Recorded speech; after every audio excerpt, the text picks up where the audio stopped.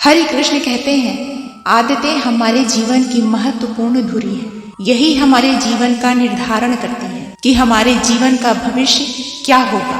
बुरी आदतों की शक्ति का अंदाजा उस समय चलता है जब उसे छोड़ने की, उससे मुक्त होने की कोशिश की जाती है, पर मनुष्य मुक्त नहीं हो पाता। जीवन में कभी भी बुरी आदतों में खुद को मत उलझाओ, क्योंकि जब वो जकड़ती है तो आसानी से नहीं छोड़ती, फिर वो जीवन का राम नाम सत्य करके ही छोड़ती है। एक बार एक संत जी के पास एक धनी युवक आया और उन्हें हजारों स्वर्ण मुद्राएं देने लगा।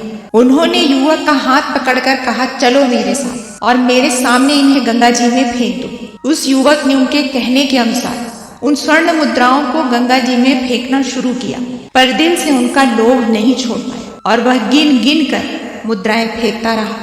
ऐसा करते करते जब शाम हो गई तो बची हुई मुद्राओं के ढेर को संत जी ने एक साथ गंगा जी में फेंक दिया और बोले, जिस तरह तुमने इन स्वर्ण मुद्राओं को एक एक गिनकर फेंका, उससे एक बात तो स्पष्ट हो गई कि तुम्हें इनसे कितना अधिक लगाव था, और दूसरा, जहां तुम एक कदम उठाकर पहुंच सकते थे वहां तुमने व्यर्थ ही कई कदम उठाए।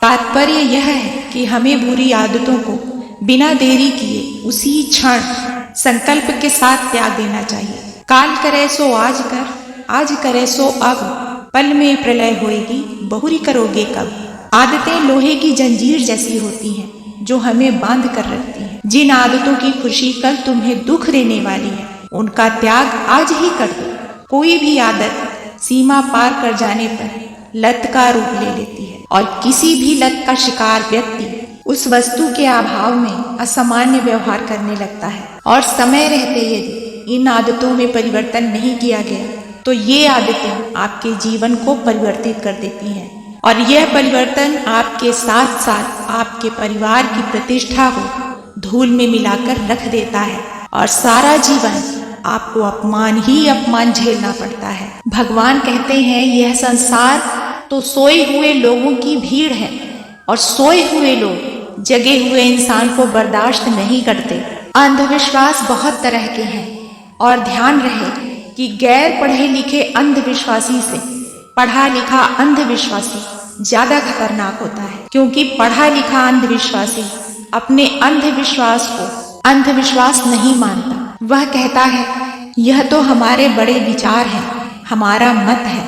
नकली इंसान हमेशा अकड़े हुए ही रहते हैं, क्योंकि अगर अकड़ चली जाएगी तो उनकी नकल की पोल पट्टी खुलने का भय रहता है। इसलिए जहां भी अकड़ा हुआ आदमी देखो, समझना नकली इंसान है।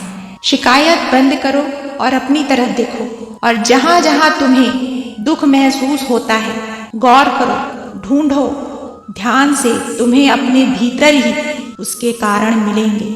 उन कारणों को छोड़ दो, क्योंकि जिनसे दुख पैदा होता है उन कार्यों को करने का क्या मतलब है जिनसे सिर्फ जहर के फल लगते हो। उन बीजों को तुम क्यों बोए चले जा रहे हो। तुम जिस चीज के लिए भी कहते हो सोचोगे, जरा गौर करना, तुम उसे टाल रहे हो। इसलिए सोचो कम और करो ज्यादा।